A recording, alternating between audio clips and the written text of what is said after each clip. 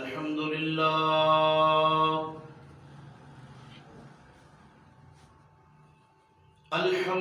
لله نحمده ونستعينه ونستغفره ونعوذ بالله من شرور أنفسنا ومن سيئات أعمالنا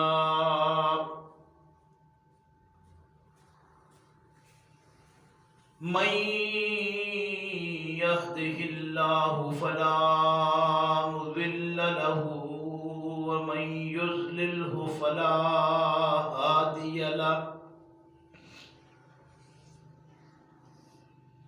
ونشهد أن لا إله إلا الله وحده لا شريك له ونشهد أن محمدا عبده ورسوله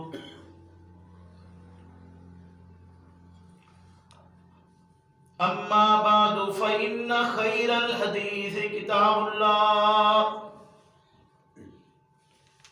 وخير الهدي هدي محمد صلى الله عليه وسلم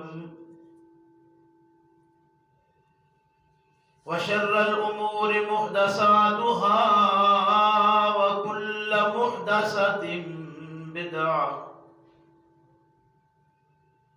وكل بدعة ضلالة وكل ضلالة في النار فأعوذ بالله من الشيطان الرجيم بسم الله الرحمن الرحيم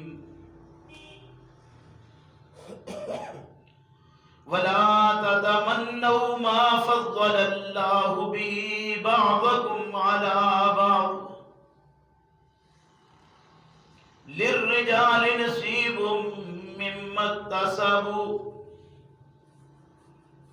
وللنساء نصيب مما اكتسبن واسألوا الله من فضله إن الله كان بكل شيء عليما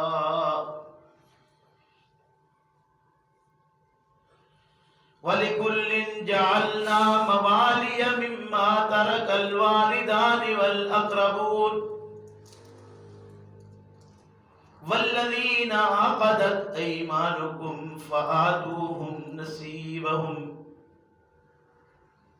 إن الله كان على كل شيء شهيدا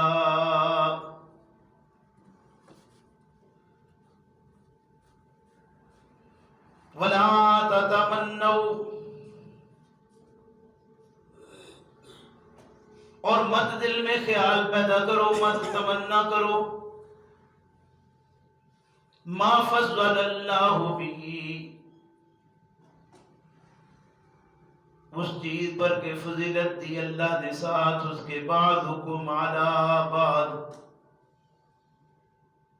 بعض تمہارے کو اوپر بعض کے،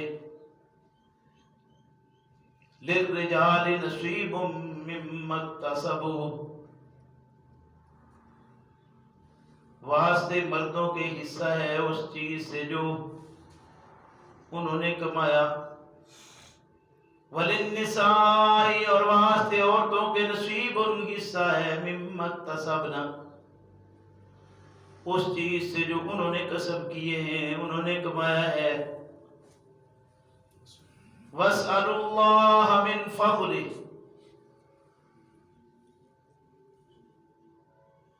اور سوال کرتے ہو تم اللہ سے اس کے فضل کا، مانگتے ہو تم اللہ سے فضل اس کا، ان اللہ بلا شبہ اللہ کان ہے بکل شیء علیما، ہر چیز کو اپنے علم سے گھیرے ہوئے، وَلِكُلٍّ اور واسطے ہر ایک کے، جعلنا بنایا ہم نے، موالیا وارث، مما اس چیز سے، ترک الوالدان جو چھوڑا والدین نے، والاقربون اور قریبیوں نے،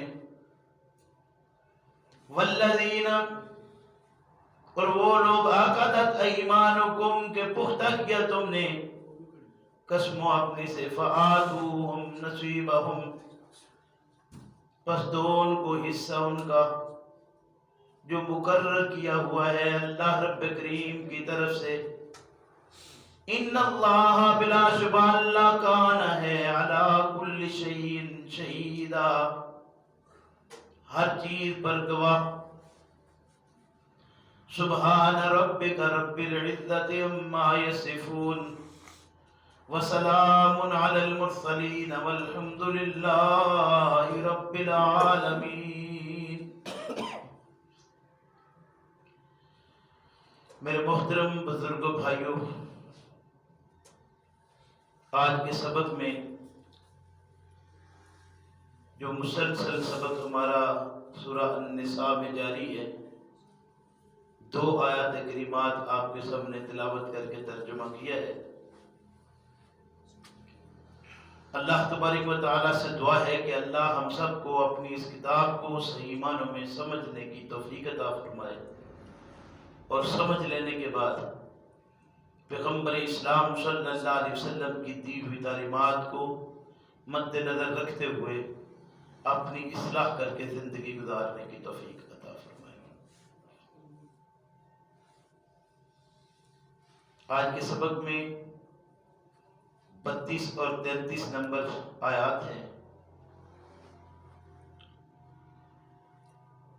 گزشتہ سبق میں ہم اس جگہ تک سن چکے ہیں کہ اگر کبیرہ گناہوں سے تم بچو تو جو سیئات تم سے ہوتی ہیں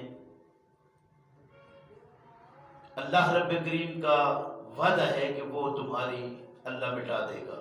جو کوتاہیاں ہیں، غلطیاں ہیں، جو انسان سے روٹین میں سرزد ہوتی ہیں، وہ اللہ رب کریم تمہاری معاف کر دیں گے۔ اور اگر تم ان کبائر سے بچتے رہو گے تو کل قیامت کے دن تمہیں وہ مقام حاصل ہوگا جو بزرگی کا مقام ہے۔ کبائر کے متعلق ہم تفصیل سے پڑھ چکے ہیں کہ وہ کبیرہ گناہ کون سے ہیں۔ اگر یاد ہو تو میں نے یہ بات عرض کی تھی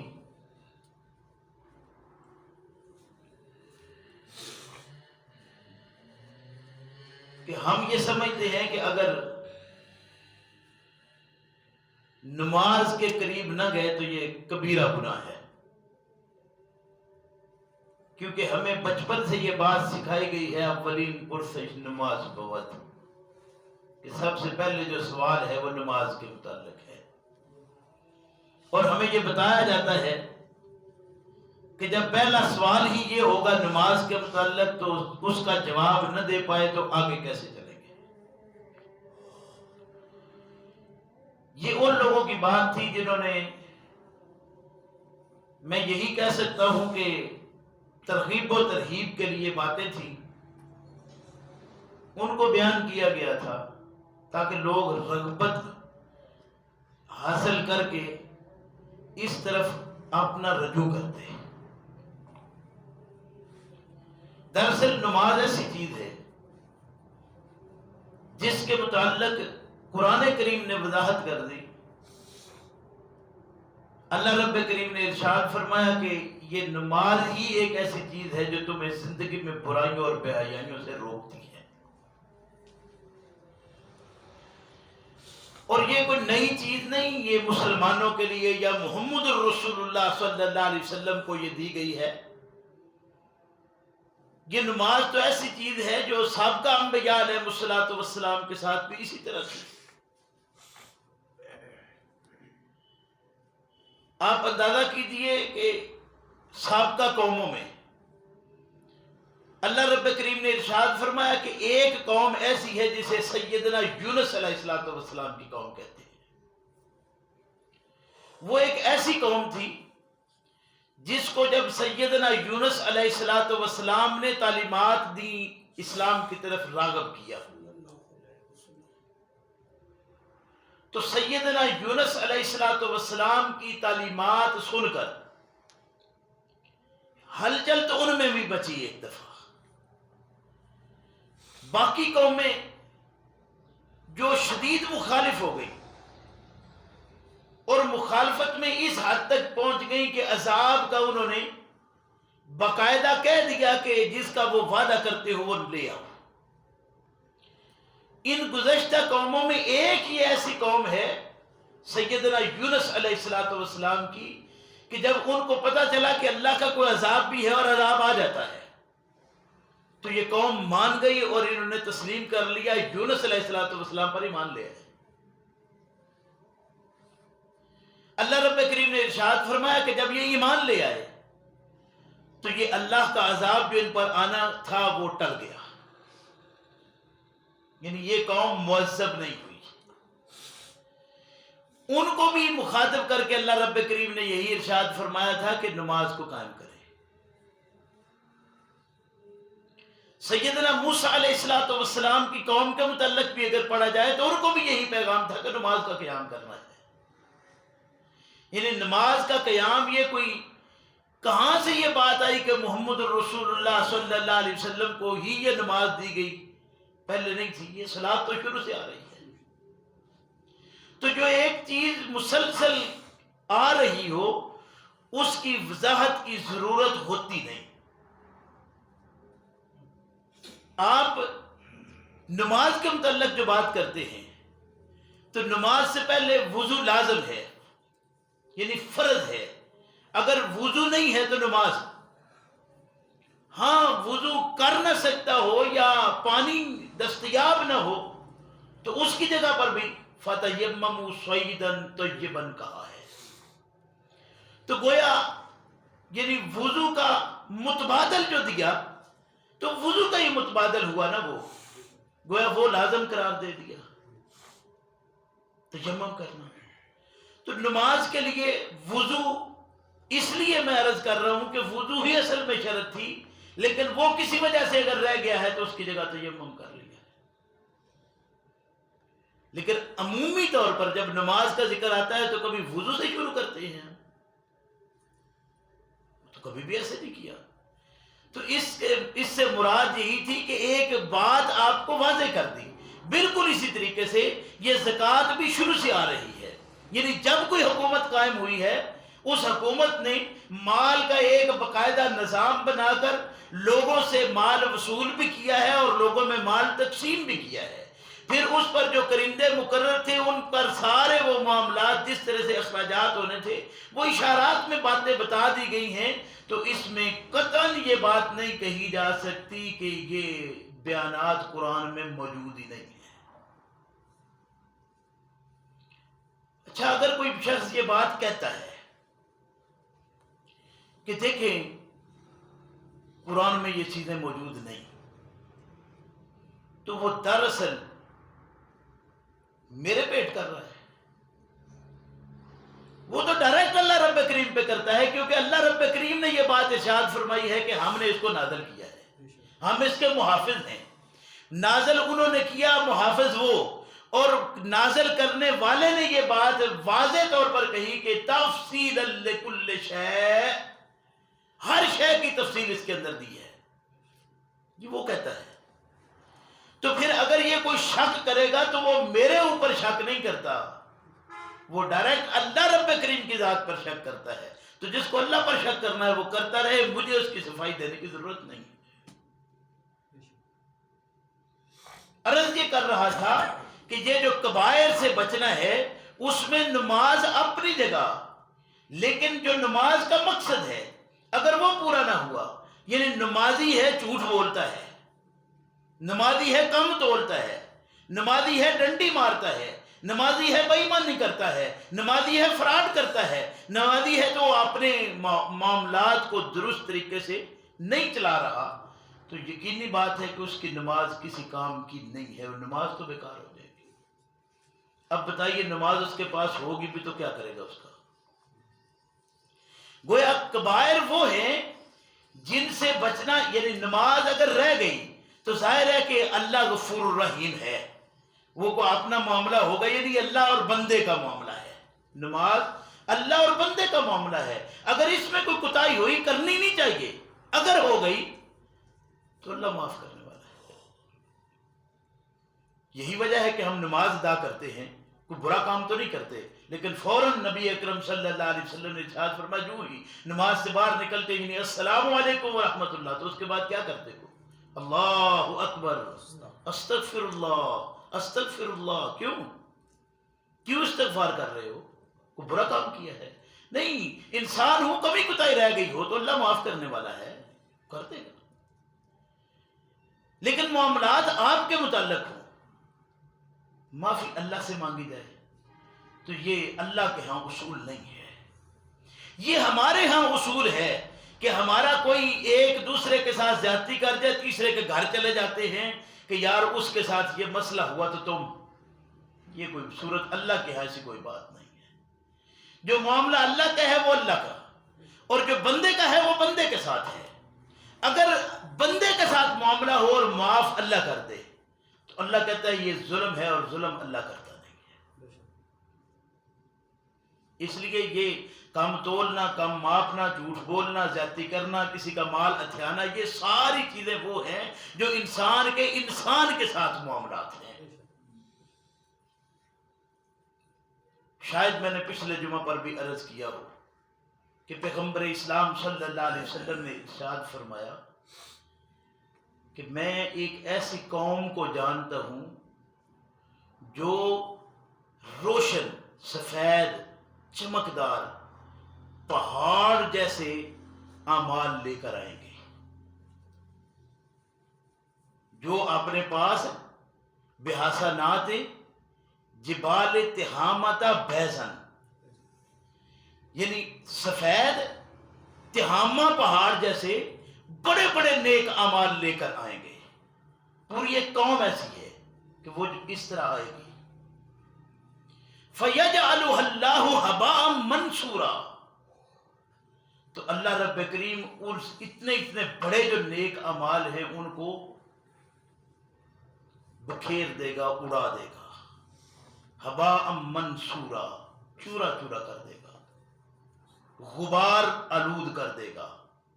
جیسے غبار نہیں گالے بنتے ہیں چیز کے، وہ غبار اور گالوں کی طرح نظر آئیں گے، اتنے بڑے تہامہ پہاڑ جیسے۔ یہ تہامہ پہاڑ کچھ سفید رنگ کا ہے عرب میں، اس سفید رنگ کے پہاڑ کے ساتھ تشبیہ دے کر رسول اکرم صلی اللہ علیہ وسلم نے ارشاد فرمایا۔ سبحان رضی اللہ عنہ کہتے ہیں یا رسول اللہ صلی اللہ علیہ وسلم صفہم لنا، ان کی کوئی صفت ہمارے لیے بیان کیجئے کہ ان کی صفت کیا ہے، وہ کیسے لوگ ہیں۔ فرمایا ایسا نہ ہو کہ وہ ہمارے اندر موجود ہوں وَنَحْنُ لَا نَعْلَمُ، اور ہم جانتے ہی نہ ہوں کہ وہ کون ہیں۔ آخر کوئی پہچان تو ان کی ہونی چاہیے کہ کیسے ان کو پہچانا جا سکتا ہے جو اتنے بڑے نیک اعمال لے کر آئیں گے اور پھر ان کے اعمال غبار کی طرح اڑا دیے جائیں گے۔ پیغمبر اسلام صلی اللہ علیہ وسلم نے ارشاد فرمایا کہ یہ وہ لوگ ہوں گے جو تنہائی میں اللہ کی حدوں کو پامال کرتے ہوں گے۔ یہ کون سے لوگ ہوں گے؟ جو تنہائیوں میں اللہ کی حدوں کو پامال کرتے ہوں گے۔ اب وہ تنہائیاں کیا ہوتی ہیں؟ ظاہر ہے کہ جب کوئی شخص جھوٹ بولتا ہے تو کوئی چیز ہے جو اس نے تنہا کر کے رکھی ہے، چھپا کر رکھی ہے یا نہیں؟ جھوٹ کیوں بولا ہے؟ سچ کا اس کو پتا تھا، لیکن اس نے اس کو اپنے خلا میں چھوڑا ہے کہ دوسرے کو نہیں پتا، یہ تنہائی تھی اس کی۔ ہمارے ہاں یہ کہا جاتا ہے کہ وہ جب تم، یعنی آج کل زمانے کے لحاظ سے ہمارے علماء جب بیان کرتے ہیں تو وہ کہتے ہیں کہ جب تم بستر میں پڑھتے ہو تو یہ جو موبائل کا تم استعمال کرتے ہو غلط ہے۔ میں کہتا ہوں جب تم تولتے ہو تو کم، ماپتے ہو کم، ملاوٹ کرتے ہو، ڈالتے ہو صحیح کے پیسے لے کر خراب چیز، دودھ دھوتے ہو خالص، بیچ میں وہ تھن دھونے کے بہانے کچھ نہ کچھ اندر رہ جاتا ہے، رکھتے ہو بلکہ، تو یہ سارا جو کچھ تم کر رہے ہو یہ سارا کیا تھا؟ یہ سارے وہ تنہائی کے کام ہیں، اللہ کی نظر سے اوجھل نہیں ہے۔ اور یہ تو وہ کام ہے جو معاشرے میں وہ لوگ کر رہے ہیں۔ جب ہم یہ قرآن لے کر بیٹھتے ہیں، یہ قرآن کے ان علماء اور قاریوں کی کیا صورتحال ہے کہ وہ اس میں سے من مرضی کے مسائل نکالتے ہیں اور لوگوں کو بتاتے ہیں، تو وہ کیا کرتے ہیں؟ وہ اللہ کی تنہائی کو پامال نہیں کر رہے۔ تو بتائیے، یہاں نبی اکرم صلی اللہ علیہ وسلم کے فرمان میں یوں بھی تھا، فرمایا کہ یہ صرف اتنے ہی نہیں ہیں کہ یہ بڑے بڑے تہامہ پہاڑ جیسے جو نیک اعمال لے کر آئیں گے، یہ وہ لوگ ہیں تمہاری جلدوں جیسی جلدیں ان کی، تمہاری طرح یہ راتوں میں جاگتے ہیں، راتیں یہ جاگ کر گزارتے ہیں، تہجد گزار لوگ ہیں، لیکن اعمال بیڑا غرق کر لیا انہوں نے اپنا۔ تو یہ چیزیں اس لیے عرض کر رہا ہوں کہ بڑے بڑے جو گناہ ہیں ان سے بچنا ہے ہمیں۔ اگر بچے تو جو کوئی انسان سے کوتاہی ہو گئی اللہ معاف کرنے والا ہے، کوتاہی کا نتیجہ نکل آئے گا، لیکن جان بوجھ کر کہ یہ اس لیے کہ خیر ہے معافی مانگ لیں گے، غلطی کی ہے تو کیا ہے، نہیں، جس غلطی کا پتہ ہے جب تک ازالہ نہیں کریں گے معاملہ نہیں بنے گا۔ سو عرض یہ کر رہا تھا، فرمایا وَلَا تَتَمَنَّوْا مَا فَضَّلَ اللَّهُ بِهِ بَعْضَكُمْ عَلَىٰ بَعْضٍ۔ یہ نظریہ آج سے نہیں، یہ پرانا نظریہ ہے کہ مرد شروع سے یہ سمجھتے ہیں کہ عورت کی ہستی اپنی ذات میں کوئی حیثیت اس طرح نہیں رکھتی جب تک کوئی مرد اس کے ساتھ نہ ہو۔ گویا بیٹی پیدا ہوتی ہے تو باپ کے نام کے ساتھ منسوب ہے، اس کو ایک سہارا زندگی بھر چاہیے، وہ سہارا جب باپ سے رخصت ہو کر دوسری طرف جاتی ہے تو خامد، خدا نہ کرے کہیں ایسا معاملہ ہو جائے تو بیٹا۔ یعنی یہ صورتحال ہے جو ہر مرد آج سے نہیں، یہ شروع سے سمجھتا ہے کہ عورت کی ہستی اپنی کوئی حیثیت نہیں رکھتی، حالانکہ دونوں کو اللہ رب کریم نے بنایا ہے، دونوں کی ساختی اپنے اپنے حساب میں شاندار اور بہترین ہے، لیکن آج بھی ہم معاشرے میں یہی سمجھتے ہیں، یعنی ہمارے معاشرے میں بھی یہ نہیں کہ اس کو بڑی اس طرح کی عزت کی نگاہ سے دیکھا جاتا ہے کہ یہ بچی ہے یا عورت ہے یا لڑکی ہے تو وہ اپنے معاملات کو خود حل کرنے والی ہو۔ مرد کو ذمہ دار ضرور بنایا اس کا، الرجال قوامون کہا ہے، لیکن اس کا قطعاً یہ مطلب نہیں ہے کہ وہ اپنی ہستی رکھتی نہیں ہے، وہ اس کی اپنی، یعنی کہاں کچھ معمولات ایسے ہیں جن میں نبی اکرم صلی اللہ علیہ وسلم کے پاس خواتین آئیں، یا رسول اللہ صلی اللہ علیہ وسلم، مرد ہم سے سبقت لے گئے، بہت آگے نکل گئے، وہ جہاد پر نکلتے ہیں، باہر سارے معاملات ان کے ہاں وہ سارے ان میں پہنچتے ہیں، اور ہم تو اس طرح نہیں پہنچ سکتے۔ ہم سے مرد سبقت لے گئے. تو مردوں کی جو حیثیت ہے زمانے میں، اس کے لحاظ سے عورتیں رسول اکرم صلی اللہ علیہ وسلم کے پاس آ کر سوال کرتی ہیں کہ جب رب کریم نے ہمیں بنایا ہے تو عورتوں کو اتنا پیچھے اور مردوں کو اتنا آگے نکال دیا. پیغمبر اسلام صلی اللہ علیہ وسلم نے ارشاد فرمایا کہ تم کیسی بات کر رہی ہو؟ تم تو وہ چیز اللہ رب کریم نے تمہیں بنایا ہے. فرمایا کہ دیکھو، جب تم بوجھ سے ہوتی ہو، اللہ رب کریم نے تمہارے ہاں یہ چیز رکھی ہے، مردوں کو یہ سہولت نہیں دی ہوئی. تم تکلیف اٹھاتی ہو، اور یہ تکلیف بھی اللہ رب کریم نے انسان کے ذہن میں ڈال دی ہے، یعنی تکلیف سوچ سمجھ کر لیتا ہے انسان.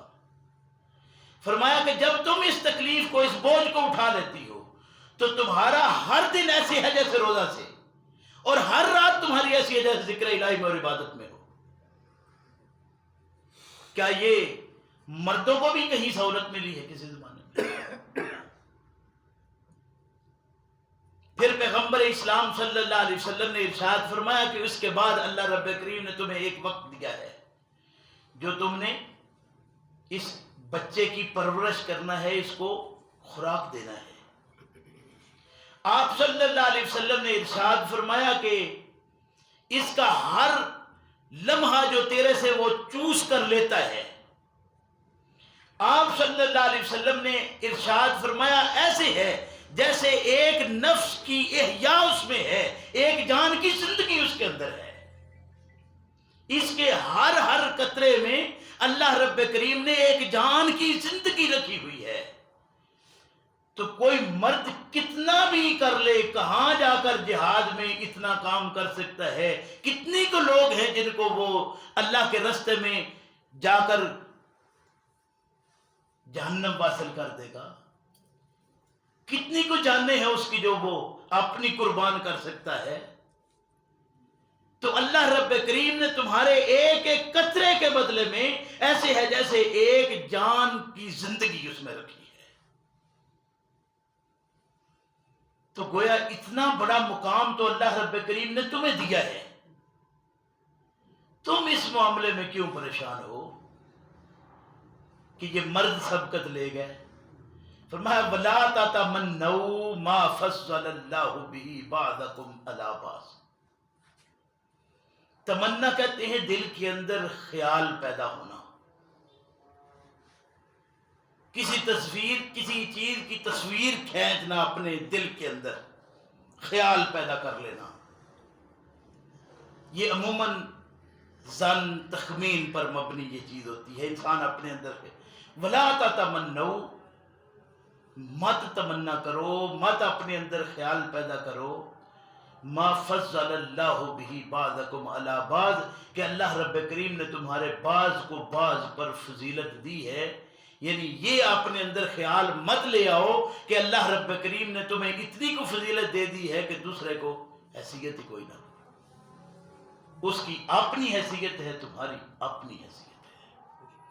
لہذا اپنے آپ کو اتنا مت سمجھ لو کہ میں پتہ نہیں، تمہارے آنے میں کبھی سوچا ہے ہم نے کہ میرے آنے میں میرا کردار کیا ہے، میرا اختیار کیا ہے؟ نہ میرا کوئی کردار ہے، نہ میرا کوئی اختیار ہے. تو جب میرے آنے میں میرا کردار کوئی نہیں، میرا اختیار کوئی نہیں، تو اس میں پھر میرا کمال بھی کیا ہے؟ تو جس رب نے تمہیں بنایا ہے اس نے کچھ تمہارے اوپر ذمہ داریاں لگائی ہیں. وہ جو ذمہ داریاں اس نے لگائی ہیں، ان ذمہ داریوں کا حساب ہے، اور اس حساب کی تیاری کرنا تھا تمہیں. تو جس کا کام اسی کو ساجے، جو تمہارا ہے تم کرو، جو ان کا ہے ان کو کرنے دو. فرمایا للرجال نصیب مما اکتسبوا، ہر مرد کے لیے حصہ وہی ہے جو اس نے کسب کیا ہے، جو اس نے کمایا ہے، جو اس کا عمل ہے. عمل اس کا اپنا دنیا کے لحاظ سے، آخرت کے لحاظ سے. دنیا میں مال کی کمائی کے لحاظ سے اگر دیکھا جائے تو یہ عورت بھی مال کما بھی سکتی ہے، اور مال جو اس کے گھر میں آیا ہے وہ اس کی ذمہ دار بھی بنتی ہے. وراثت میں جو اس کو حصے میں ملا ہے وہ اس کی مالک بھی ہے. تو یہ ساری چیزیں اگر دیکھی جائیں تو دنیا کا مال کے لحاظ سے اگر مرد کے مقابلے میں وہ نہیں، تو آخرت تو بہرحال جتنا جتنا جس کا ہے وہ اس کے مطابق حساب ہے. جو فرمایا کلکم راع وکلکم مسئول عن رعیتہ، نبی اکرم صلی اللہ علیہ وسلم، تم میں سے ہر ایک چرواہا ہے، ہر ایک تم میں سے چرواہا ہے، اور اس سے اس کی رعیت کے متعلق سوال ہوگا کہ تم نے جو چرانے کے لیے تمہیں دیا تھا اس میں کیا کیا. گویا اس میں ایک بہت بڑی بات تھی کہ مال کما کر اگر مرد لاتا ہے تو آخرت میں حساب عورت کو دینا ہے یا مرد کو؟ ظاہر ہے مرد کو. تو آخرت کے معاملات بھی ایسے ہیں کہ ایک طرف دنیا میں اگر مال اس طرح ان کو کمانے میں ذریعہ زیادہ ملا ہے تو کل قیامت کے دن حساب میں بھی انہی کو زیادہ حساب دینا پڑنا ہے.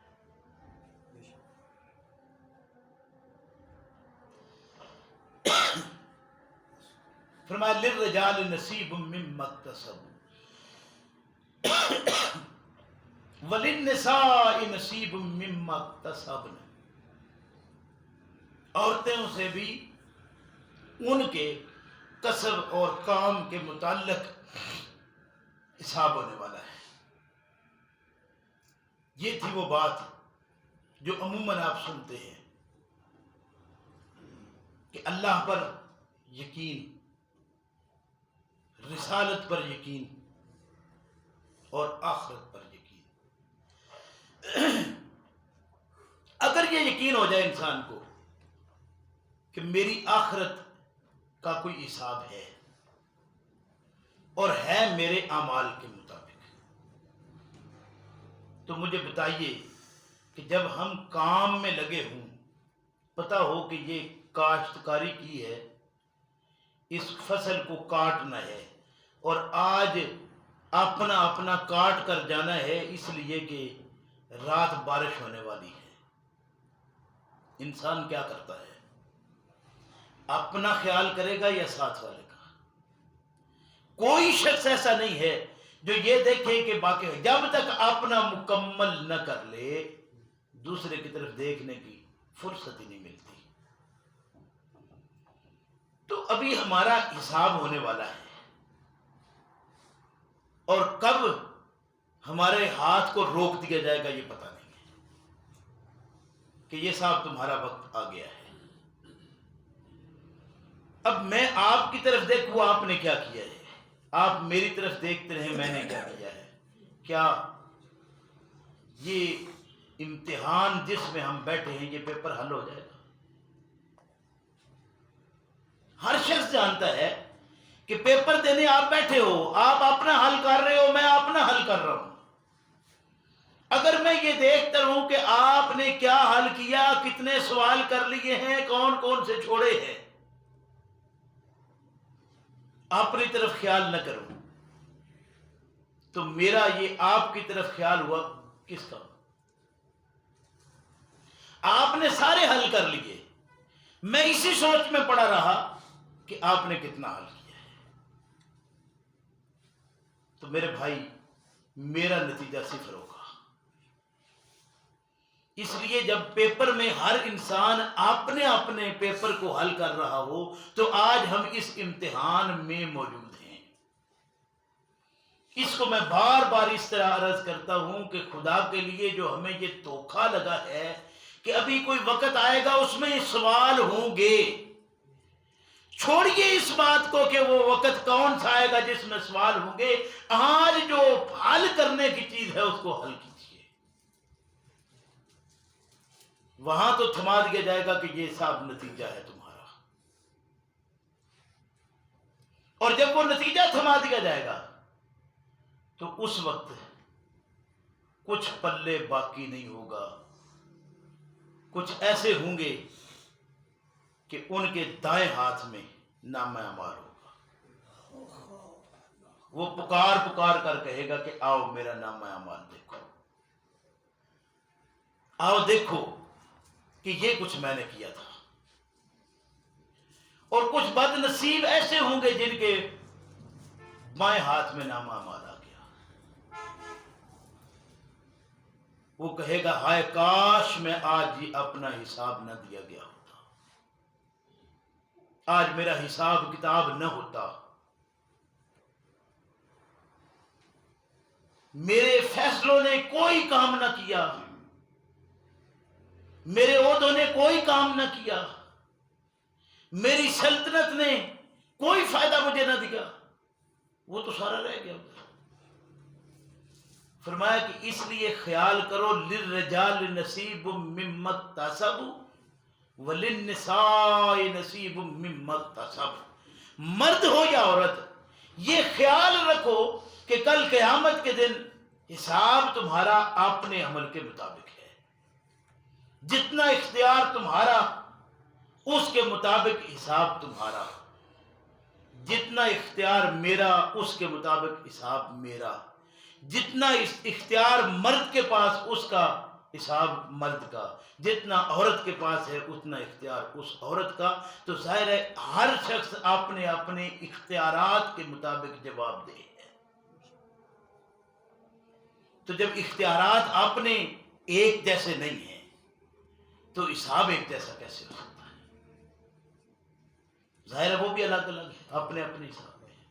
فرمایا وَاسْأَلُوا اللَّهَ مِنْ فَضْلِهِ، اللہ سے اس کا فضل تلاش کرو، سوال کرو اس کا کہ اللہ ہم تیرے فضل کے طلبگار ہیں، اللہ تیرے فضل کے ہم چاہنے والے ہیں. اور اللہ کا فضل سمجھیے کہ اس نے تمہیں مرد بنایا ہے یا عورت.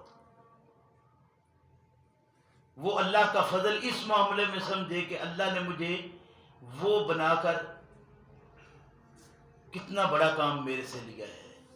مرد ہے تو یہ سمجھے کہ اللہ نے مجھے مرد بنا کر کتنی بڑی ایک ذمہ داری ہے جو سونپ دی ہے. وہ اپنے حصے کے کام کرے، آپ اپنے حصے کے کام کرے. وَاسْأَلُوا اللَّهَ مِنْ فَضْلِهِ، اللہ سے اس کے فضل کا سوال کرے. إِنَّ اللَّهَ كَانَ بِكُلِّ شَيْءٍ عَلِيمًا، اللہ رب کریم وہ ذات ہے جو ساری چیزوں کو اپنے احاطہ علم میں اس نے رکھا ہوا ہے. کوئی چیز ایسی نہیں جو اس کے علم سے باہر ہو. گویا زمانے میں انسان دنیا سے جتنا مرضی چھپ لے، ہر شخص دوسرے سے چھپ سکتا ہے. میں آپ سے، آپ مجھ سے، ہم جہاں رہتے ہیں ہر ایک دوسرے سے چھپ سکتا ہے. ایسا بھی ممکن ہے کہ دل میں بات اور ہو، سامنے چیز اور رکھی جائے، بات اور پیش کی جائے، دل میں اور بات ہو. ہر انسان اپنے دل کے متعلق خود جانتا ہے کہ میرے دل میں کیا ہے اور زبان پر کیا ہے. لیکن اللہ رب کریم وہ ذات ہے جو اس کے اور دل کے درمیان حائل ہے. اب اس کو اس چیز کی ضرورت نہیں ہے کہ اس کو کوئی آ کر بتائے گا. ایک آدمی دوسرے کے ساتھ کوئی مشورہ کرتا ہے اور مشورہ کر کے پھر کام کوئی اور کرتا ہے، پیچھے کوئی سلسلہ اور ہے. تو وہ بندہ جانتا ہے نا جس کے ساتھ اس نے مشورہ کیا ہے. اگر وہ اطلاع دے دے آگے کہ تیرے خلاف یہ مشورہ ہوا ہے تو صورتحال کیا ہوتی ہے. جب انسان اپنے اندر چھپا کر کوئی چیز بیٹھا ہو تو اللہ رب کریم کے علم میں ہے، اور جب یہ اللہ کے پاس جائے گا تو یہ تو سوال و جواب قرآن نے بتا دیے. کہا اللہ رب کریم نے کہ سیدنا عیسیٰ علیہ السلام جب آئیں گے تو پوچھا جائے گا کہ عیسیٰ کیا تو نے یہ بات کہی تھی انت قلت للناس اتخذونی وامی الہین من دون اللہ، عیسیٰ کیا تو نے یہ بات کہی تھی کہ اللہ کو چھوڑو اور مجھے اور میری ماں کو الہ بنا لو؟ سوال ہے. تو سیدنا عیسیٰ علیہ السلام کا جواب بھی قرآن نے دیا کہ عیسیٰ علیہ السلام کی طرف سے جواب کیا ہے. فرمایا ان کنت قلتہ فقد علمت تعلم ما فی نفسی ولا اعلم ما فی نفسک انک انت علام الغیوب. غیب کو جاننے والا تو ہے. اگر میں نے کوئی بات کہی ہے تو تیرے علم میں ہے. اگر کوئی سلسلہ میری طرف سے آیا ہے تو تو جانتا ہے. کیونکہ جو میرے اندر تھا یا باہر وہ تو جانتا ہے، لیکن تیرے اندر کیا ہے وہ مجھے علم نہیں. دو چیزوں کی وضاحت اس میں آ گئی. ایک تو یہ کہ اللہ کے ہاں بھی یہ سوال و جواب ہے. دوسرا یہ کہ اگر عیسیٰ بھی اللہ کا بیٹا ہوتا تو پھر اللہ کا بیٹا ہوتا تو وہی اللہ والی صفت اس میں بھی ہوتی. اس چیز کا انکار اتنا قرآن کریم نے کیا، بدقسمتی سے ہم نے اٹھایا اور اللہ کا بیٹا تو تسلیم نہ کیا، لیکن اللہ کے بندے کا بیٹا بھی بنانے سے انکار کر دیا. یعنی کیسی عجیب بات تھی. کہاں کی بات تھی، کہاں کھڑی کر دی. بات بار بار کیا تھی کہ مطالبہ ان کا یہ تھا کہ عیسیٰ اللہ کا بیٹا، عیسیٰ اللہ کا بیٹا. اس بات کا توڑ کیا گیا قرآن کریم میں. ہم نے ایک نئی بات کھڑی کر دی. اللہ سمجھ کی توفیق دے. مضمون یہ نہیں فرمایا ان اللہ کان بکل شیء علیما. اللہ رب کریم ہر چیز کا علم رکھنے والا ہے. وہ جانتا ہے کہ کون کیا سوچ رہا ہے، کیا کر رہا ہے، کیا اس کے اندر چل رہا ہے، کیا وہ کام کر رہا ہے، کون کون سی جگہ پر وہ ڈنڈی مار رہا ہے، کہاں کہاں وہ دھوکہ کر رہا ہے، کہاں فراڈ کر رہا ہے، کس کا لے کر کھا گیا ہے، کس کے ساتھ ظلم اور زیادتی کر رہا ہے. یہ ساری چیز اللہ کے علم میں ہے اور تمہارا حساب سب اس کے مطابق ہے جو تم نے عمل کیا ہے. نماز لے کر چلے گئے، پاس بھی ہو گئے، تو آگے پھر پھنس گئے کہ کس کس کا دینا تھا، کس کس کا ہتھیایا تھا، کس کس کے ساتھ جھوٹ بولا تھا، کس کو ڈنڈی ماری تھی، کس کو کم تول کر دیا تھا، کس کو کم معاف کر دیا تھا، کس کے متعلق تمہاری سوچیں غلط تھیں. آج اللہ کے ہاں پہنچے ہو تو اس کا حساب کرو. فرمایا کہ وَلِكُلٍّ جَعَلْنَا مَوَالِيَ. ہر شخص کے لیے ہم نے ایک وارث بنایا ہے، عام وارث ہر شخص کا. مما ترک الوالدان والاقربون. اس چیز سے جو چھوڑے والدین اور قریبی. آپ اندازہ کیجئے کہ باتوں کو بار بار کس کس طریقے سے بیان کیا جا رہا ہے. یعنی کہاں خواتین سے معاملات شروع ہوئے، وراثت بیچ میں لائے، وراثت سے آگے نکاح کی طرف لے گئے، نکاح میں پھر معاملات سارے آزاد اور غلام عورتوں کے آ گئے. یعنی جو آزاد تھی ان کے معاملات اور غلام کے. ان سب کا بیان کرتے کرتے اللہ رب کریم نے انسان کو اپنی طرف توجہ دلائی اور اپنی طرف توجہ دلانے کے بعد پھر اس بات کی طرف لے آیا ہے کہ دیکھو معاملات میں جو وراثت کے ہیں اس میں بچتے رہنا. ہر شخص کا حصہ مقرر ہے. اس حصے میں ڈنڈی ماری. یعنی میں نے کتنی ادھر ادھر کی باتیں کی، قرآن کس طرح پھر لے آیا ہمیں اٹھا کر. فرمایا کہ وَلِكُلٍّ جَعَلْنَا مَوَالِيَ. ہم نے ہر شخص کے لیے وارث مقرر کیا ہے. مما ترک الوالدان والاقربین. اس سے جو والدین یا قریبی چھوڑتے ہیں اس میں ہر شخص کی وراثت میں وارث موجود ہے. اب ان وارثوں کے متعلق پھر خیال رکھنا ہے. فرمایا والذین عقدت ایمانکم. وہ لوگ بھی جن کو تمہاری عقدوں نے، گروہ نے، تمہاری قسموں نے مضبوط کر لیا ہے. ایسے ہیں کہ جو وارث بن نہیں رہے تھے تم نے ان کو وارث بنا لیا ہے. بیوی بن گئی، نکاح کر لیا تو ظاہر ہے اس وراثت میں شریک ہو گئی. یہ وہ بات اس طرف پھر لے جائی جا رہی ہے کہ دیکھو اس لیے عورتوں کو طلاق پر مجبور مت کرنا کہ وہ خلا لے لیں کہ تمہارا دیا ہوا مال تمہیں واپس دے جائیں. ابھی پڑھا ہے نا مضمون یہ، یعنی وہ ساری چیزیں ایک ایک جملے کے اندر بار بار دہرائی جا رہی ہیں اور اس انداز سے بتائی جا رہی ہے کہ دیکھو ہر معاملے میں سوچ سمجھ سے کام لینا، غفلت نہ برتنا. تم ذرا غافل ہوگے تو جھنجھوڑ دیے جاؤ گے کہ ابھی وقت ہے، جس کا حصہ ہے دے دو. فآتوہم نصیبہم، جس کا جو حصہ ہے وہ مقرر حصہ اس تک پہنچا دو، ورنہ پکڑے جاؤ گے. اللہ ہم سب کو سمجھ کی توفیق عطا فرمائے کہ یہ معاملہ کتنا نازک تھا، کتنا سمجھ سوچ سے کام لینے والا تھا، لیکن ہم نے کس طرح اس سے نہ سمجھی برتی اور بیڑا غرق کر لیا. اللہ ہم سب کو سمجھ کی توفیق دے. ربنا لا تزغ قلوبنا بعد إذ هديتنا وهب لنا من لدنك